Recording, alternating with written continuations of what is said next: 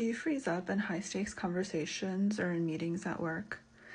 If this is you, if you go into every single meeting with the best of intentions of contributing and showcasing your knowledge and being involved and doing all the things that you know you should be doing in order to advance in your career, but for whatever reason, you just freeze up and you can't seem to get yourself to speak up, then I'm going to explain why this happens.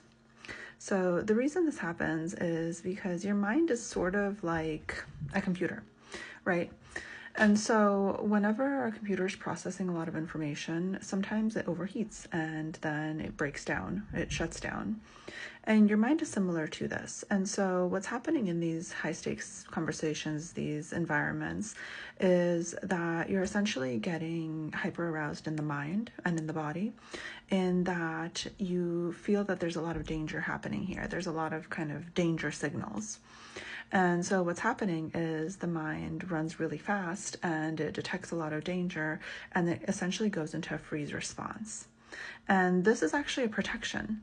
So I know that you don't like it, and I know that you're probably just like flabbergasted with yourself, thinking like, why would I do this? How do I change? What's happening here? But it's actually a protective mechanism. So your mind thinks it's like doing you a favor. And I know that it's actually not doing you a favor for your career, but in the moment, it feels like it's the correct thing to do. And this is something that can be overcome. So one of the ways to overcome this is to gain self-awareness around this protective mechanism, to understand that this is not something that's trying to harm you, it's something that's trying to help you. And so when we have this acceptance and self-awareness, that's when we can really change. So on kind of the second level of things that we need to get better at and we need to change is that we need to figure out how to control our physiological response. So a lot of us are really bad at controlling the physiological response in our body to perceived danger. And so what that means is that we need to figure out ways to calm ourselves down. And the first step to that is to understand when we're getting really stressed and when we're feeling really anxious and scared. A lot of us don't realize that we're getting to the point of extreme emotion and extreme physiological response until it's too late. And so in order to stop this and change this and get to the place where you can just go speak up in meetings and say all the important things that you need to say to, look like you're contributing, look like you're super competent, because a lot of the people that this happens to are actually super competent.